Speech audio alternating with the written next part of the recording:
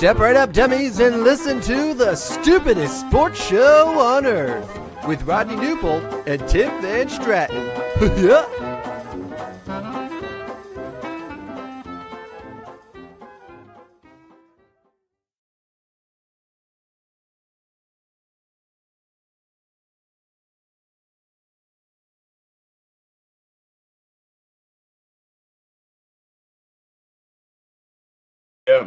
About myself for the Stupidest Sports Show on Earth, and I am getting all sorts of feedback here. Let's see if that works better. All right, I'm Rodney with our Stupidest Sports Show on Earth, and here we are. My co-host is gone for a little bit. He'll be back soon, but I'm going to jump on here by myself for a little bit and talk all things sports with you. And this is the Stupidest Sports Show on Earth. I am Rodney. Tim Van Stratton will join me before long. And before we do so, I definitely wanted to give a shout out to our sponsors over at Gateway Sports. If you love sports at every level, there's only one place you need to be. Gateway Sports covers it all: preps, college, and the pros. Real coverage, real voices, real passion for the game. From live shows to podcasts, Gateway Sports connects the region like nobody else. Proudly powered by First Form and Recalibrate. Visit gatewaysports.net. Every level, one gateway. More simple and quick. That is Gateway Sports. Make sure you check them out and see what's going on over there. So, all right, once again, this is the Stupidest Sports Show on Earth. We are 17 days away from Selection Sunday in college basketball. And, of course, if you have not jumped in every weekday at 9 a.m. to listen to my live Twitter Spaces, we have talked college basketball every morning at 9 o'clock. So make sure you jump into that and just a little college hoops talk as we get ready for the NCAA tournament. Tonight is a slow night in college basketball. Of course, Thursday, Fridays typically are. But Michigan State going on the road to Purdue and winning that one was a massive win for the Spartans. Sends the Boilermakers down a little bit in the seedings and potentially moves Michigan State up. I don't know. I think they're going to still be 3-4 somewhere around there and have some work to do still. But Michigan State takes down Purdue at Mackey Arena, which not the easiest thing to do. And then, of course, tomorrow we've got the Michigan-Illinois game. That is a Friday game that is in Champaign. Tickets are going for something like $300 or something silly like that. It's going to be a crazy atmosphere in Champaign for the Illini, for the Wolverines. Now, Michigan holds a 3-game lead in the Big Ten standings. Nobody's going to catch the Wolverines. They got to win one more game, or Nebraska, Illinois got to lose a game.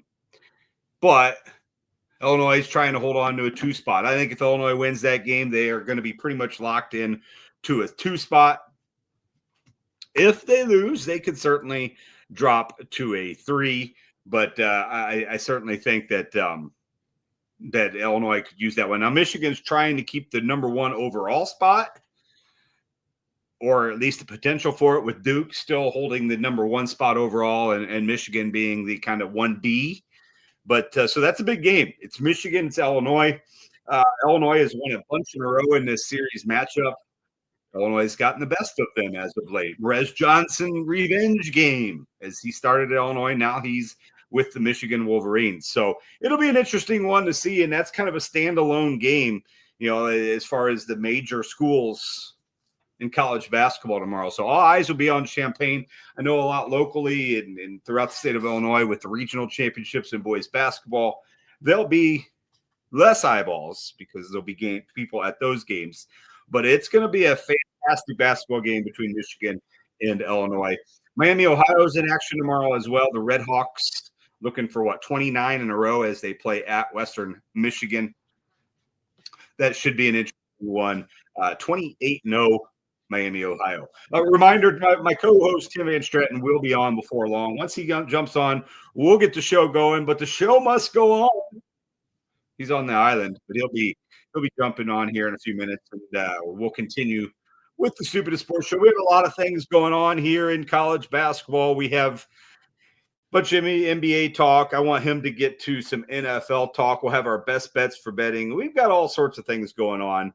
But I definitely wanted to get us started right at 9. We advertise we're going to be on at 9, and we'll do so. So throughout college basketball, then later, of course, Saturday is a massive slate of college basketball. Some emphasis games that I wanted to point out: Virginia at Duke. Virginia's sneaky, man. People have them at a 4, but I don't know why they couldn't move to a 3, potentially 2. They've only lost 3 games all season. So it'll be interesting to see the ACC matchup between Virginia and Duke. That's right at 11 o'clock Central Time. So one of the first games of the day. Big 12 has Texas Tech and Iowa State, 3 o'clock. The Red Raiders have played well as of late, despite losing JT Topping. They're 21-7. Won back-to-back games, beat a Cincinnati team that was kind of had their back to the wall, and people thought maybe they could ride a high after they beat Kansas and win that one. But no, the Red Raiders beat them by 12 in Lubbock. But this game is in Ames. Iowa State potentially still find a number 1 seed in the NCAA tournament. Kansas, Arizona, it's a rematch of a game that the Jayhawks won in Fog Island. That's 3 o'clock Central Time on Saturday. Arizona starting to play a little bit better after a couple losses. Arizona could pretty much wrap up the Big 12 regular season championship with a win in that one. They're 26-2. Kansas is 21-7. I've told you about the double-digit losses and how it affects your chances to win the NCAA tournament. Kansas has 7 losses. Now they have Arizona State and Kansas State after this. You would hope they would lose either one of those games.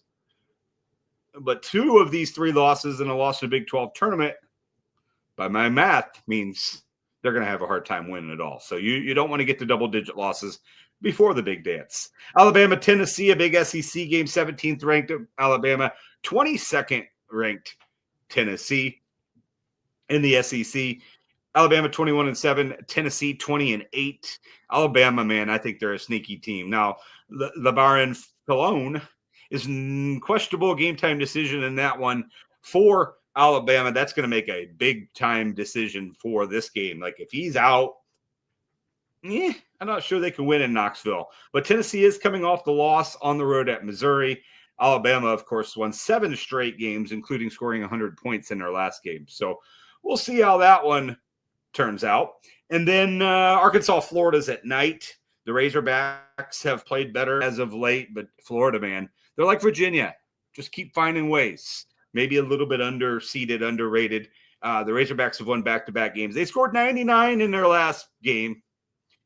They're at Florida, which 22-6 Florida, but have won 8 straight games. They just came away with a road win at Texas. All right, I see people in tonight. Thanks for jumping in here. This is the Stupidest Sports Show on Earth. This is episode 134 of the Stupidest Sports Show on Earth. If you have anything you want to talk about, up there on the far right, I believe, is the comments section. So if you have a comment, jump in and we'll talk about it until my co-host, Tim Van Stratton, shows up from the island. Hopefully we can get our technical difficulties going then as well. I know that I was hearing double when I was talking. So hopefully I can hear him and we can go forward with the show once he arrives. But that's kind of a look at Saturday in the NCAA basketball. And of course, we are just over 2 weeks from Selection Sunday.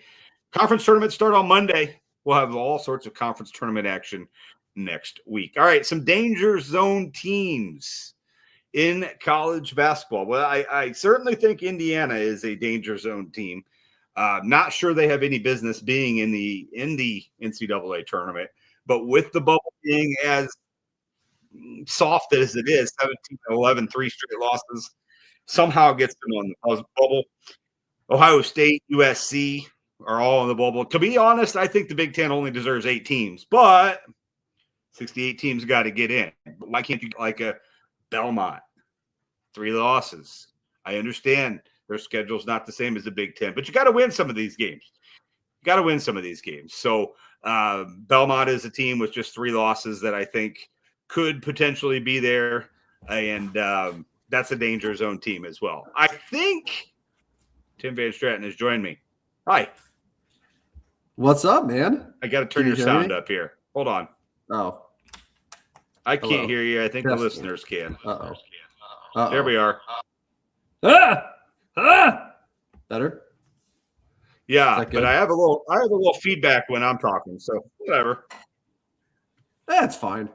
We'll make it work. Yeah. What's going on, man? How are you? Thank you for good, man. doing I the was just show talking for the a little last college basketball here and getting ready to get you on and talk a little NBA.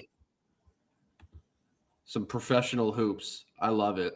Big fan. How's Fan of the the hoops. island? It's good, man. Believe it or not, I'll tell you what, like traffic, not the best. Turns out when there's only like one road and it's like, people coming home from work, there's a lot of cars. So that's why I'm late, but I'm here now. And no, it's good. It's good, man. How's Central Illinois? Is it cold? Is it warm? I saw we were in a fire warning at some point today. Yeah, so I woke up this morning and there was snow on the ground. Oh, awesome. And then by 2:00, every little bit of snow was gone and it was 55 degrees. Of course it was. No, that all checks out. That makes sense. Yeah, pretty much how it works. Anyway, so I covered college basketball. I want to talk a little NBA, NFL, and Major League Baseball with you. Are you hearing me double? Good. No, I'm not. Are you hearing me double? I don't want to hear you double. No. Okay. No. Good. Something's going on with me. So, anyways, all right, let's go ahead and move on here. Let's play a little game. All right, you ready for this? Oh, yes. Let's do it. The game is called When Will the Chicago Bulls Win Their Next Game? The Bulls are currently losing to the Portland Trailblazers, 105-97. 5.5 minutes to go. Don't think they're going to come back and win this one. That'll be their 11th straight loss. Let's look at their schedule. Yeah. Oh, I can't wait. Sunday, Bulls host the Bucks. Will the Bulls win? Divisional game. You know what they say about that Central Division. Anything can happen, but no, they will not win. They will not win. March 3rd, Tuesday, they host the Oklahoma City Thunder. Will they win? They will not win. That means they go on a 5-game road trip out west on a 12-game losing streak. First game, Thursday, March 5th, at the Phoenix Suns. Huge game, many are saying.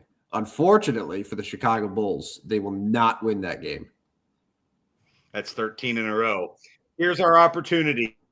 Sunday, March 8th, at the Sacramento Kings. Will the Bulls win? The Chicago Bulls, against all odds, even though the odds will probably have them favored, will win that game in Sacramento. 13 straight losses. Yeah, no, it's been crazy for the Bulls. You mentioned it on Tuesday. They made these trades with the idea that they thought they were going to get better, ?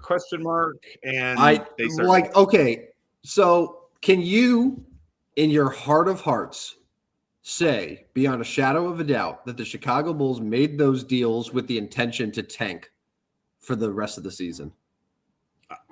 No, or they wouldn't have produced any type of NBA level players. Right. Like all they did was exchange NBA players for NBA players. Like they traded, guys like Kobe White and Vucevic, whatever, but like they got back players that are like NBA caliber players that are starters. They're just mixing up what's already there. And again, no first round picks. So like there's no they have their first round pick this year, obviously, but there's no collection of picks that they're accumulating that they can then use to make a trade or to build up assets or anything. This is just what they have. And I fully believe that they thought that like, hey, you know what? Let's just mix and match this roster a little bit and we're going to make a run for the rest of the year because that's just the way that the team operates. and it's insane. Yeah. So probably enough on the Bulls. I wanted to go throughout the NBA, and I wanted to mention, I know you're on the island, so you may not have followed what went on, but Cousin Khan set the NBA single season record for three-pointers made by a rookie tonight. 207 in his career as the Hornets scored 133 points. Won again. I have a take for you. I think he should be the new favorite for Rookie of the Year. If we have to look at this now and say, okay, he's set a historic 3 points record. He's the fastest ever to reach 200 career threes. His team is in a playoff spot as opposed to Cooper Flagg's team. Cooper Flagg's missing games here. He's hurt. Yeah. Cooper Flagg he's had the higher ceiling games. Like Cooper Flagg has had like the 45 point, like just like the better games, but the better season has been Cousin Khan. So I don't know what the odds are currently, but my guess is that like Cooper Flagg's probably still the favorite, but it should be Con Knippel who ends up getting this award. I don't know. That's just sort of my interpretation of it. I could pull up the odds here just to take a look and see, but like, yeah, Cooper Flagg, because he's missed several games now. Rodney will be back here in a second, so this will just be me sort of looking at the odds here with you guys. It's only fair. It's only fair since Rodney was alone here for 10-ish minutes or so. So, Rookie of the Year. Let's pull it up. So Cooper Flagg's minus 220. At a time, he was probably, I don't know, minus 400, minus 500. But I'm back. Hey, welcome back. Welcome back. All I'm good back. now? All good, buddy? Yeah, and I can hear you a lot better. It's not double sounding either, so we're all good. But, well, for some reason there were two of you in the StreamYard here. I was like, how is it that every time you do the show without me, there's some sort of technological thing that I don't know. But thanks for carrying on for 75 seconds. Yeah, no, listen, it's only fair. That's what I was saying. It's only fair. But no, what I was saying, Rodney, is that like Cooper Flagg right now is still minus 220. At a point, he was probably minus 500 or minus 600, where it was a lot more obvious. But like Khan's still sitting there at plus 120, and I think that the odds are only going to close in a little bit more. Yeah, I mean, who's to say now? Flagg's a young guy, so he's going to want to finish the season. But who's to say he's even going to finish the season? If he has any type, that's what I'm saying. Like he's missing games. Yeah, he's missing games. So yeah, he has any type of late season tweak. He's gonna sit even more. I don't know, man. I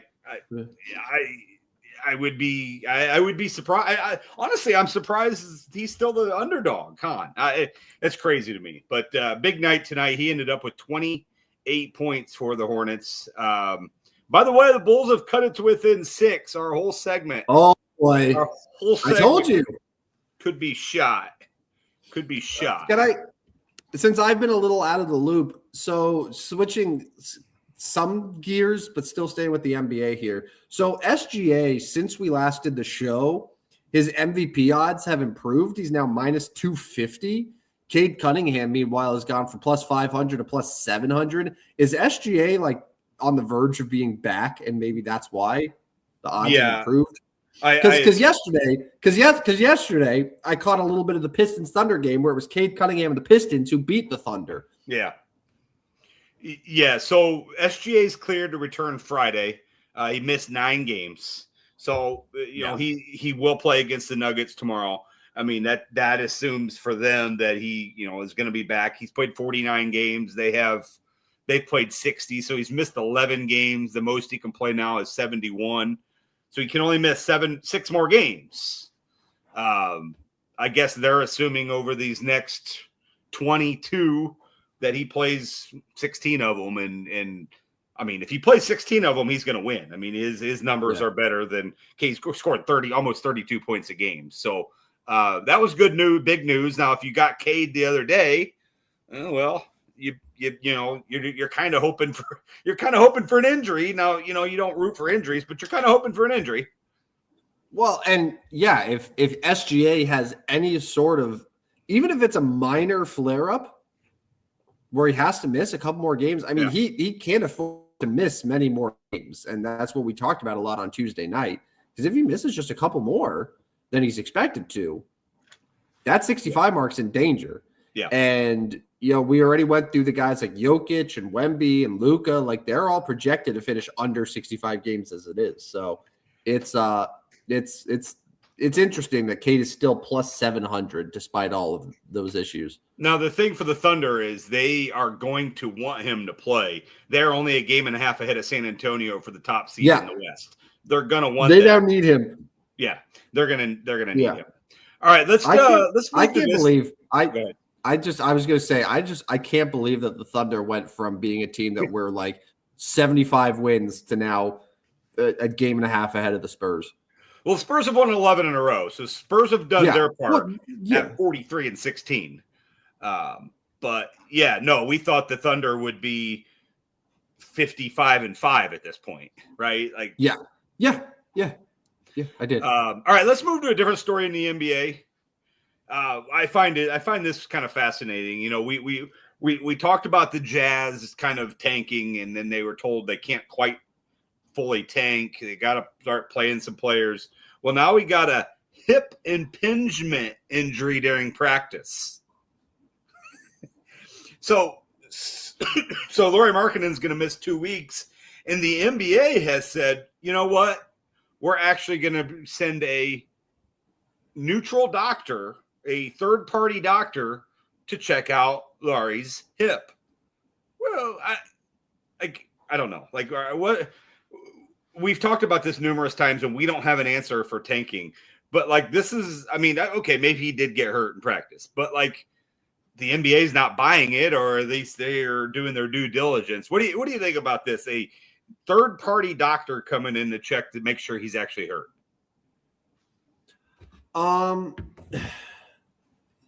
Third-party – okay, so – I'm a little bit hesitant to give the Jazz the benefit of the doubt when it comes to how hurt their players actually are. Yeah. Because this is the same group that when they got Jaren Jackson before he got hurt, they were like, all right, sweet. Hey, we're winning after 3 quarters. Let's sit all of our starters and then lose. So I don't think that they can be trusted in that sense, because even if there's any sort of minor ailment, they'll just be like, "Hey, sit, don't worry about it." But yeah, I think it's weird. Like the third party doctor, maybe it's just like a stalling method too. Yeah, just to be like, well, let's be sure here, and then they can wait a little bit just to see. Well, let's get a third opinion now before they let him back, and just as that happens, more and more losses pile up. Yeah, it's whack, honestly. All right, let's move to something else. Here's your time to shine, and I know you've been away from the game a little bit here, so I'm putting you on the spot. I'm making. I feel like you can flip a switch at any time. Here's the segment. Yeah. This is in depth. Yeah. What's the latest in the NFL, Tim? Yeah. Well, Rodney, I don't know if you know this. It's Combine Week. All of the college prospects in their tight athletic gear are wowing all of the NFL coaches and front offices right now in Indianapolis. Sonny Styles, Ohio State linebacker, wowed today with a 43.5-inch combine vertical jump. Pretty impressive. Pretty impressive. One of the best vertical jumps for a player in his position in more than 2 decades. 6'5", 244. Also had a 4.46 in the 40-yard dash. Might be a good athlete. Yeah, he's a good athlete. Yeah, but I know you don't want to talk about combine stuff. So how about some trade rumors. And I don't know if you saw this, Nuke Dog, but remember Anthony Richardson? I do. He was a 4th overall pick, Indianapolis Colts. He's supposed to be the franchise quarterback. Turns out he's not the franchise quarterback. And today, the Colts officially gave Richardson permission to seek a trade. Here's what I don't understand. First of all, how do teams allow a player that is under their employment to seek a trade? He's not the one that's trading. The team is the one that's trading him. Yeah. Number 2, what the hell has Anthony Richardson done in his, 3 seasons in Indianapolis? Yeah. To deserve any type of respect and go ahead from the Colts to say, hey, you know what? We'll allow you to go and find a trade partner for yourself. He's done nothing. Nothing. The Colts should, just like any team should, but especially the Colts, should say, hey, 31 teams, anyone want to give us anything for this bust? Great. Here you go. Have fun, Anthony. Have fun, AR. Like, no one's going to be trading for him with the intention to make him a starter. He's going to be a backup wherever he goes. Yeah, so I'm with you. Like, why does he need a say? Why does he deserve a say? I know it's callous, but like, what has he done? What has he done to deserve it? And how does a player like that go about looking for a trade partner? Like, I guess right. he just starts calling, but like, you don't even know what the return is on the other side. Yeah. So then that's what I don't get. And that's like the first point I brought up is when they say, and this happens in multiple sports too, where it's like the team has given this player permission to seek a trade. Is Anthony Richardson going to, well, presumably Anthony Richardson's agent is going to be calling like Les Snead and say, hey, he would really love to come to LA to back up Matthew Stafford. Rams are going to be like, okay, that's great. We don't want him, but good to know, I guess. Yeah. Like, is that really what that is? Is that all that is? Okay. And then let's say the agent's like, hey, good news. The Miami Dolphins, they're the one team that's like, yeah, we're interested. Okay. So then like the Dolphins could just be like, hey, we will give you a 7th round pick in 2028. And the Colts are like, okay, I guess. Like, I don't know. It's so weird. Yeah.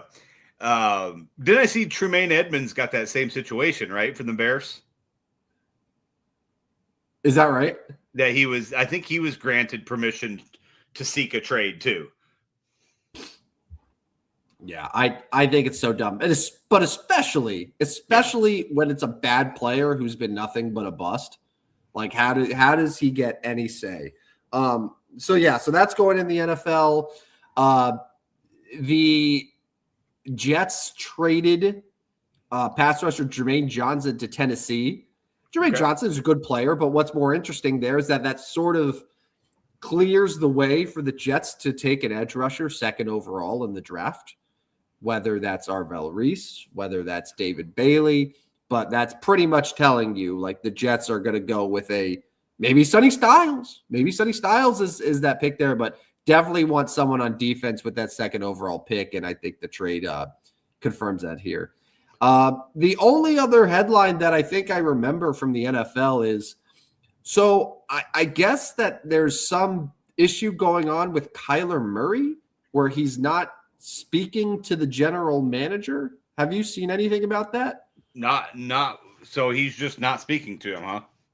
Well, let me, before I erroneously report here. It's the Stupidest Sports Show. You can do what you want. All right. So he prefers to be cut. He wants to be cut. Yeah. He doesn't want to be in Arizona anymore. That seems pretty obvious here. Okay. So the general manager of the Cardinals, Monty Osenfort, had said that he has been talking with Kyler Murray to discuss how last season unfolded. However, a source, presumably from the Kyler Murray camp, has said that, hey, that's bullshit. The two of them haven't actually talked at all since the season ended. And most reports be like, yeah, we always had a good dialogue. I want to see what's up. But sources are saying, no, actually, they're not talking at all. And it sounds like Kyler Murray wants a clean split from the Cardinals. Now, this free agent class for quarterback is pretty weak. It's Kirk Cousins. It's Daniel Jones. It's Malik Willis. It's not great. So Kyler Murray would definitely be the sort of crown jewel if he gets cuts. Probably would have to be a trade. I don't know what the cap situation is with dead money and all that. But like, if you are who's a team right now that could use a quarterback? I'll throw Miami out there. Miami out there because so Miami, like you want to move on from Tua. If you're the Dolphins, are you like, you know what? If we get rid of Tua and we replace him with Kyler Murray, that's going to fix everything. I don't think so, right? No. Okay, all right. So, and maybe that's a bad example because the Dolphins are going to have a shit ton of dead cap with Tua if they end up cutting him. So, let's do another example here. Let's do the New York Jets, right? New York Jets. They're not going to get a quarterback second overall. Justin Fields, 1 year option, whatever. What about Kyler Murray? How about Pittsburgh Steelers? Let's say Rodgers decides, you know what, I am old. I don't want to do this anymore. They need a quarterback. Kyler Murray, Pittsburgh. Like, I'm saying all these things, but like, and this is supposedly the best quarterback available, possibly, and I'm putting him on quarterback-needy teams, and your reaction is the same as my reaction, same as a lot of reactions. Just like, Yeah, it doesn't move the doesn't needle do anything for me. Yeah. No, it doesn't. So it's a bad situation for Arizona. It's a bad situation for Kyler. He should play baseball. I think that's where I'm at. Kyler Murray back to to Major League Baseball. I'm sure there's some rosters he could fit on. He could have been hitting in a lineup with Nick Kurtz, with Tyler Soderstrom, with all these Shea Langoliers, all these great not Oakland, all these great athletics, Sacramento A's. He could have had it all. Instead, he's icing out the general manager in Arizona. 28-year-old quarterback. So, well, that's something to keep an eye on. So, the NFL season gets started. The official season gets started here soon. We'll keep you updated on that. I'm sure it's about time for mock bracket version, or excuse me, I'm in the mock draft version 2 coming up soon. I'm assuming mock bracket versions. I love it. There you go. All right. So we need to look at some rosters. So you still probably need to work on some best bets for betting inside your head over the next few minutes here. Yeah. I haven't put them in. I was just sort of hoping that you forgot about that because I don't have any. All right. I'll give mine, and maybe if you got a couple opportunities tomorrow. I'll tell you this. I'll tell you this. I'm a man of my word. I will, after the show, I will tweet them out from the official Stupid Sports Show account just so they are logged. There's a record of them. Yeah. And that way we can update them on Tuesday night. All right. I'll give mine tonight, and you can give yours later tonight on the show, on the Twitter account. All right, let's move on. We do want to put it right at an hour tonight, so we got about 25 minutes left here to get to a couple more things here. So we've been kind of looking at some rosters in Major League Baseball. We are just a month away from the start of the season. The World Baseball Classic starts in a week, so we'll see that. We'll see. Excited? It doesn't do a whole lot for me. It is sometime a real baseball. Real players, but I was looking at rosters today just for fun. Like when I think of Puerto Rico, I think like that's going to be a stud team that's going to be right up there with the DR. Boy, was I wrong. The Puerto Rican team stinks. Yadi Molina is going to have his work cut out for him there as the manager. Like, I'm not kidding. Nolan Arenado is the best player on that roster, and he's kind of washed. He's cooked, yeah. Yeah. I guess I didn't even realize Arenado was playing for him. Yeah, I learned that today. Like here, I'll give you some names here. So He wasn't even born in Puerto Rico.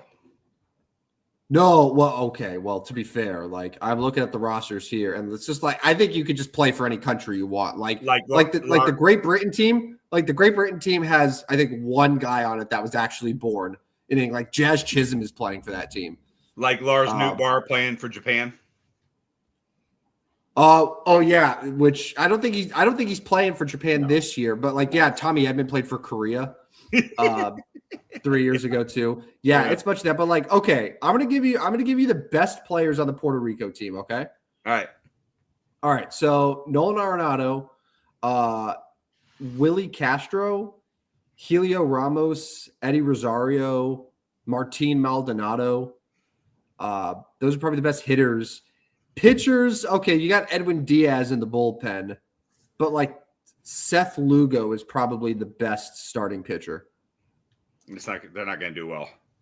No. And I was like, I'm stunned. I'm stunned because like the Dominican Republic roster is insane. Like it's so good. But I'm like, man, that's unfortunate. So yeah, good luck, Yachty. That's all. Got distracted. Anyway. I don't know. Do you get excited about the World Baseball Classic? Oh, never. No, I really have not cared at all about the World Baseball Classic, which is weird because I love baseball and you think I should. But for whatever reason, it just hasn't gripped me. Yeah.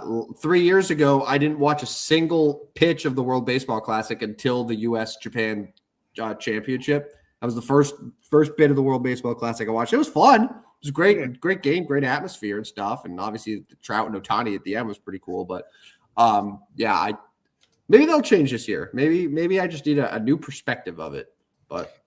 And also like, if this is going to be the last time we have baseball for 2 years, like probably should watch as much as we can. Yeah, probably not a bad idea.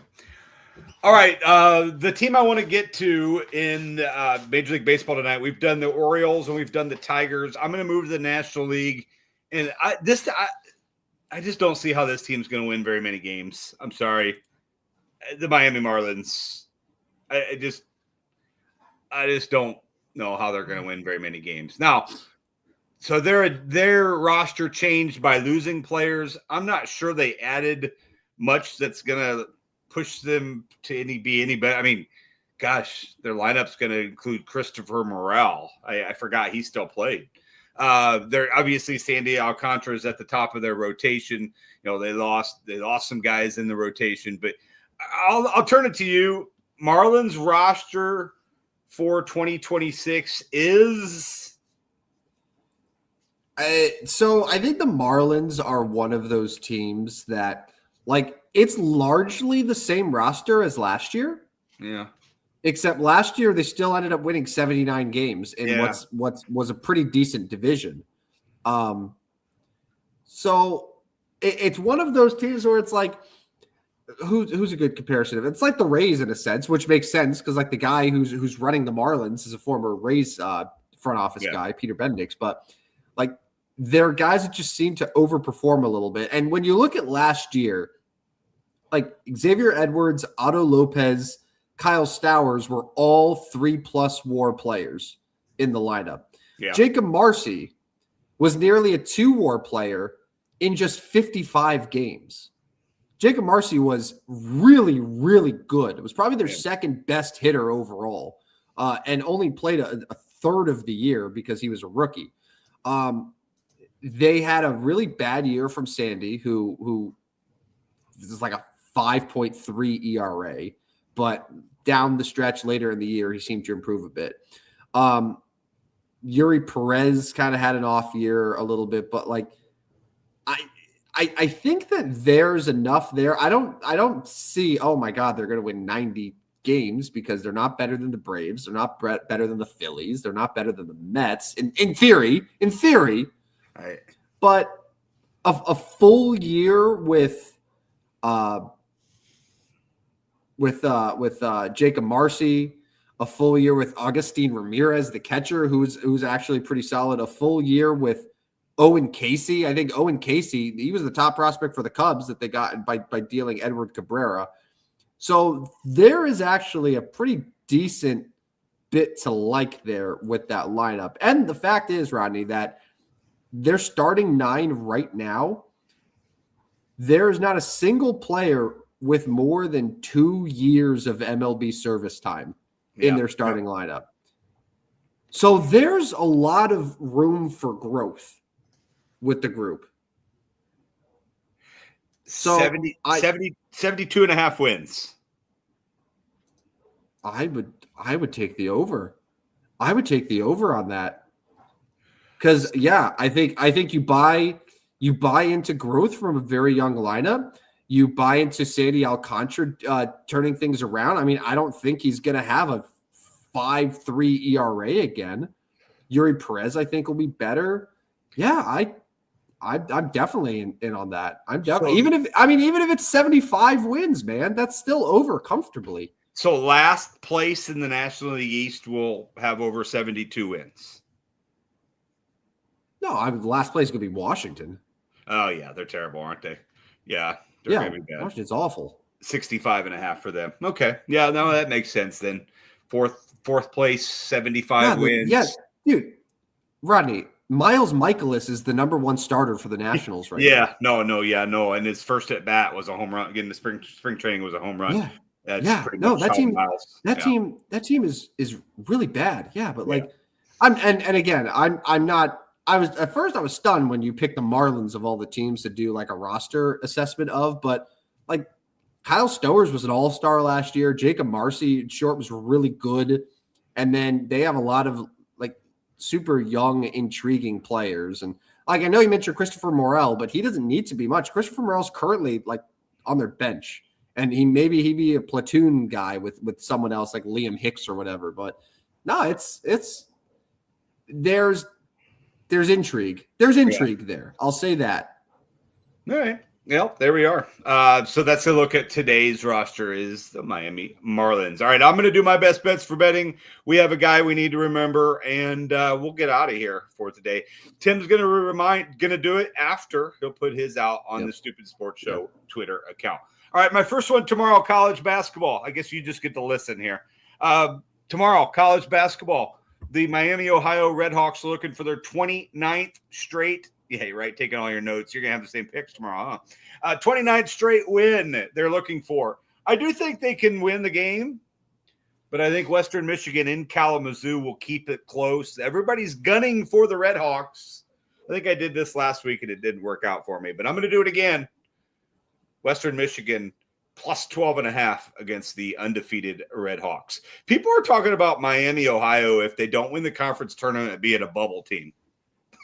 28-0. And then we've got 15-13 Auburn as the last team in. Nice.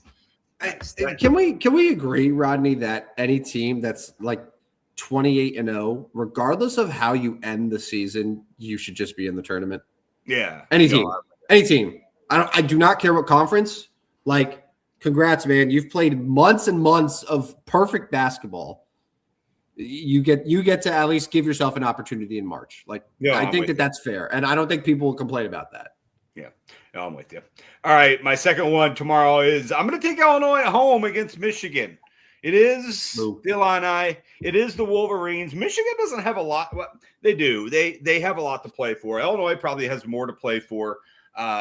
With a couple losses here recently. If Illinois loses this game, they'll have lost 4 of their last 6.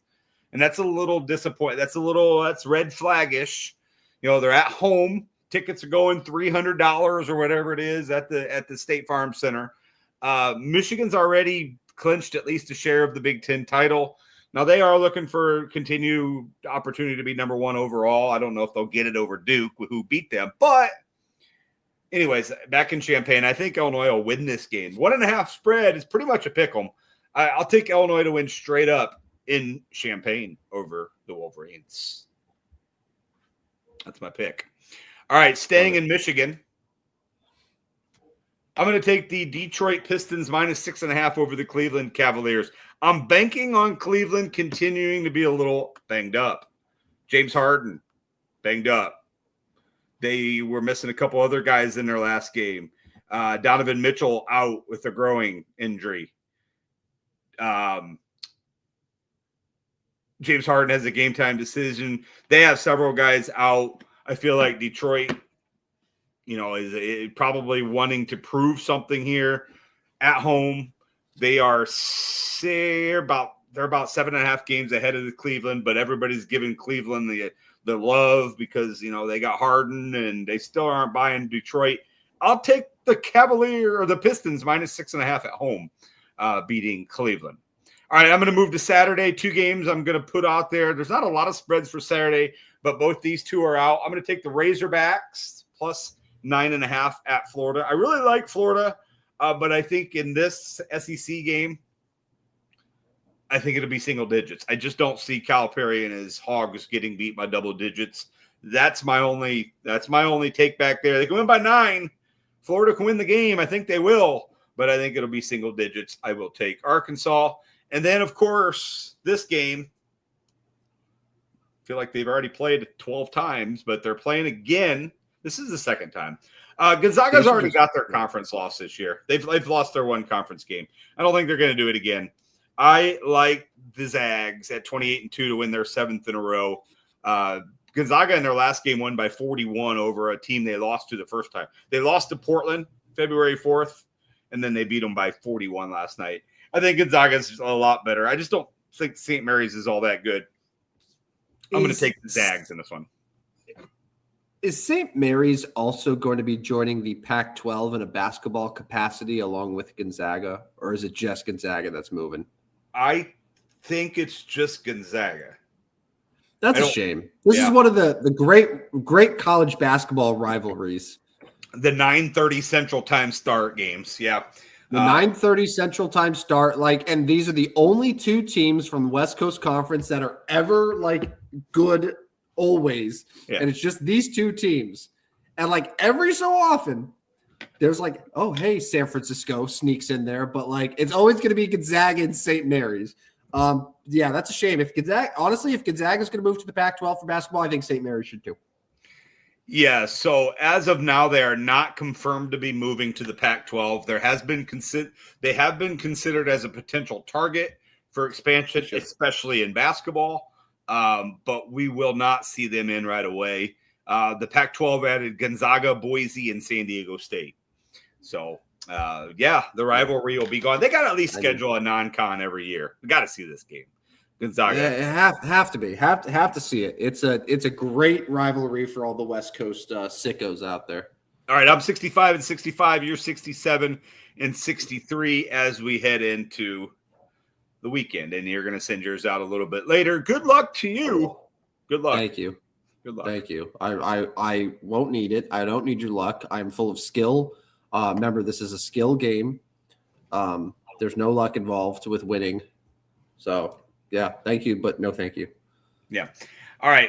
It's going to be time to remember somebody here. We've got a good 9-10 minutes we can cover. If we don't cover the whole time, then we'll be done a little bit early. But I've got always concerned about the time. Always concerned about the time when you're driving the show, man. Just do the show. Just whatever happens, happens. Yeah. Got to get on island time.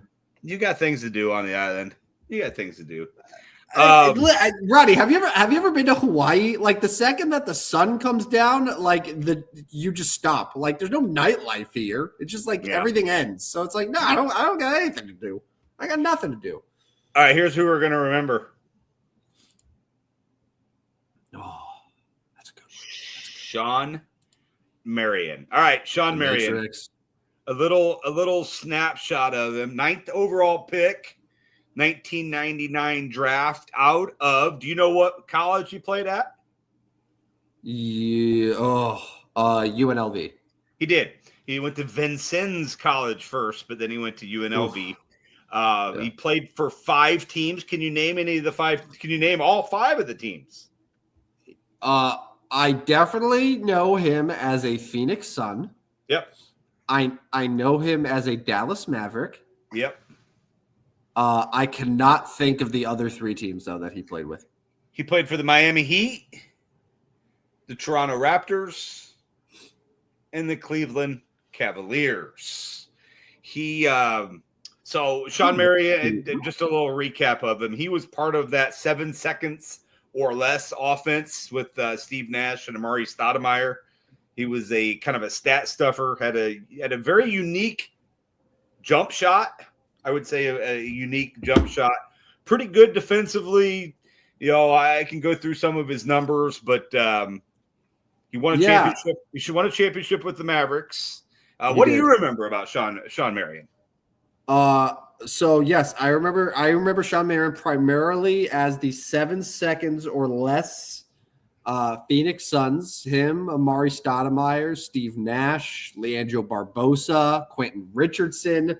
For a time, who else was there? Joe Johnson was a Phoenix Sun before he really took off in Atlanta. Raja Bell was part of those teams as well. Sean Marion, he was traded to Miami for Shaquille O'Neal. And Shaq came to Phoenix. But no, Sean Marion was a great player, won a championship with Dallas. Do you know, fun fact here, Rodney, do you know who gave Sean Marion his nickname, The Matrix? I don't. No, I don't. I'll give you a hint.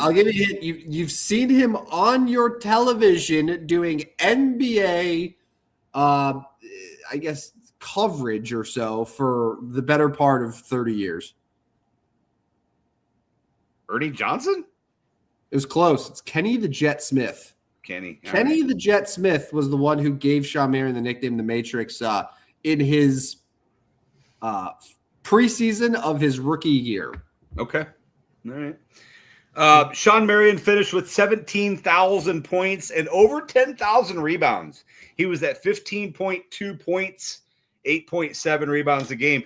He played on the 2004 Olympic team that finished bronze. Bronze. Yep. The big disappointments coached by Larry Brown. Yep. That team, obviously I was a little young, but I remember reading about that team not too long ago. And they had a young LeBron, a young Carmelo, a young D Wade, but didn't play any of them. He had all the studs, but he didn't play any of them. And instead it was hey, we're just going to rely on Allen Iverson and the bunch of other older guys, and didn't work. 1999 NBA draft. Oof. Headlined by Elton Brand going to the Bulls. Stevie Francis. Remember Stevie Francis? Stevie Franchise, of course. Yeah. Oh, yeah. Do I remember? Baron Davis, Lamar Odom. Jonathan Bender. That's a blast from the past. Yeah, not a good pick. All these guys were ahead of Sean Marion. Wally Zerbiak, Richard Hamilton, and Andre Miller. All of those guys were selected ahead of Sean Marion. Behind him would be guys like Jason Terry, Trajan Langdon, Corey Maggette. I always liked Corey Maggette. He was a Chicago boy. The rest of that draft, you start looking down the draft. I see AK-47 Andre Kirilenko. I was just going to mention that. Somebody the other day on my Twitter, as I'm doing some of these, they responded with, "You remember Andre Kirilenko?" And I said, "Well, obviously AK-47." And he was a legend in the overseas league. And you know what's funny? So a couple observations with this draft here. So aside from Jonathan Bender, this is one of the best top 10s in the history of the NBA draft. Jonathan Bender aside, those are 9 guys who weren't just quality NBA players, but very, very solid, above average to all-star players. That whole group, Baron Davis, Elton Brand, Steve Francis, Baron Davis, Lamar Odom, Rip Hamilton, Andre Miller, Sean Marion, Jason Terry, I'm pretty sure we're all all-stars at least once. Yeah. That's an amazing hit rate. But what's even more impressive is that this draft, probably the best player to come out of it wasn't any of them. It was the 57th overall pick, the second to last player selected by the San Antonio Spurs, Manu Ginobili. I thought you were going to say the 46th overall pick. Oh, the pride and joy. The pride and joy of Peoria, J.R. Koch. Yeah, of all of the picks, he was one of them. Pride and joy of Morton. He's a Morton guy. Well, he's a Morton guy. So sorry, with all due respect. But yeah, he's like what a great draft. Like seriously though, the top 10 hit rate there is absolutely outstanding. Yeah, no, that's a fantastic draft. I was thinking the same thing. Outside of the one guy, the Jonathan Bender. Yeah, and even Jonathan Bender ended up being in the league for 8 years. He had some injuries and stuff, and he was never he never really was more than like a bench guy. But like aside from him, man, like those other 9 players didn't just hit, but they flourished for many years. And honestly, you probably can't fault the Toronto Raptors for drafting Jonathan Bender. He was Mr. Basketball that year. He was Mr. Basketball in 1999. He was out of high school. So, like he was a dude that coming in there. It wasn't like they necessarily reached on him. He was drafted by the Raptors, ended up playing with the Pacers and the Knicks. Yeah, you're right. He was in the league from 1999 to 2010. That's a lot of years in the league to only score 1,400 career points. Yeah. 11 seasons or whatever it was. So I was just doing some digging. So Wally Szczerbiak was an all-star for one season. Yeah. But few had like Lamar Odom technically was never an all-star. Neither was Andre Miller or Jason Terry. But I don't think anyone would ever say Lamar Odom, Andre Miller, and Jason Terry weren't absolute studs in the NBA. Yeah. 3 years. Like Andre Miller, he wasn't an all-star, but Andre Miller led the league in assists one year. He was on the all-rookie team. My God, he played for 17 years.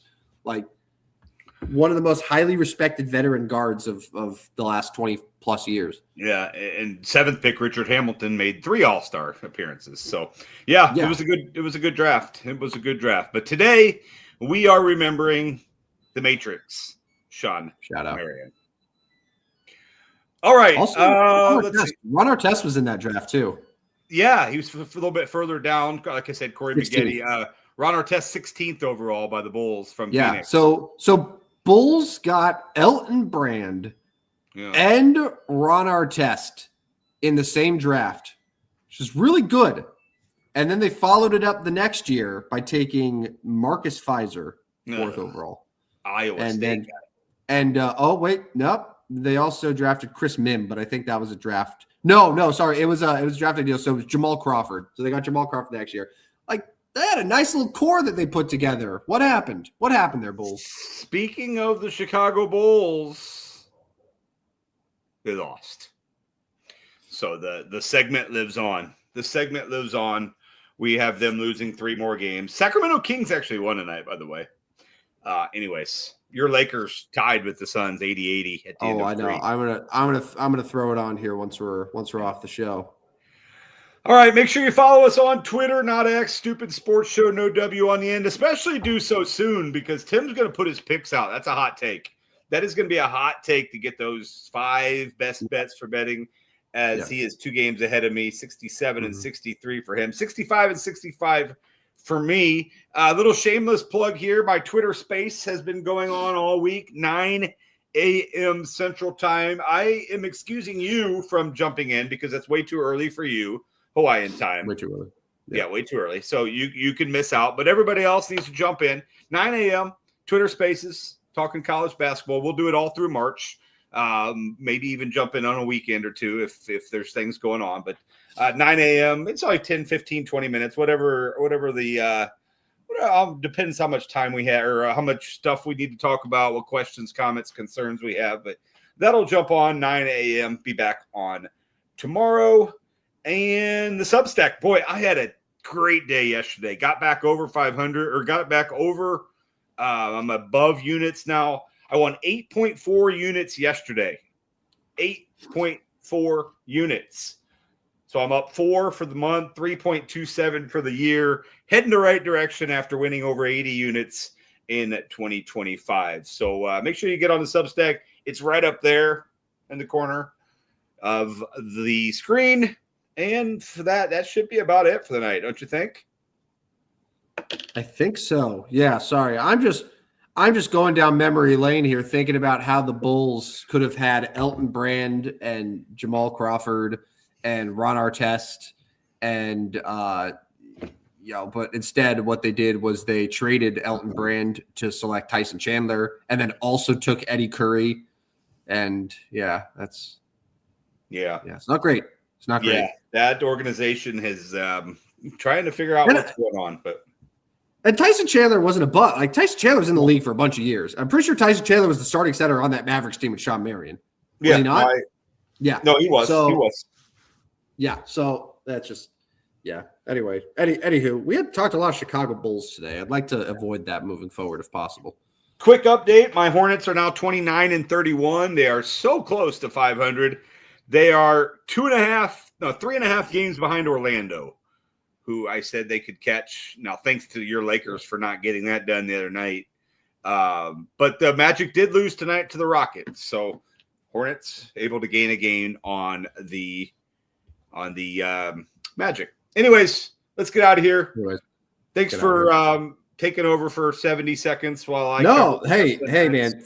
I mean, you carried the show for 10 to 12 minutes, but at least you were sensational. I didn't hear, but I'm assuming it went well. Nothing was on fire. That's good. I just heard myself double, so I just shut the sound down, and then you didn't make any sound when you came on, and then I sounded double again, so I just shut it down for a little bit. That's, you know what, and we made it work because we're professionals, and that's why Gateway Sports turns us into cartoons. I wasn't going to say pay us. They don't pay us, but they turn us into fun cartoons. Fun cartoons. And I gave the Gateway spiel earlier, man. Go back. You got it. I mean, you remember from radio days too, if you're carrying the show solo, like anytime there's a live read there just to fill that time. Perfect. Get that going. Should have read it twice. If we had a phone number, you could do it like 5 times. Hey, call 309. We got it. So, all right, let's get out of here. Here's what's coming up tonight. Yeah, here's what's coming up tonight on the air. Oh my goodness. Yeah, so easy. All right, I'll relieve you for you've talked a lot. I'll relieve you the last like 10 seconds or so. We'll be back Tuesday night, 9 p.m. Central, for another great edition of our show. But thanks to everyone who watched on YouTube, on Twitter. Have a good weekend, everyone. We'll see you in a few days. This has been another edition of the Stupidest Sports Show on Earth. See you guys. See ya. Step right up, dummies, and listen to the Stupidest Sports Show on Earth with Rodney Newbold and Tim Van Stratton. Yeah.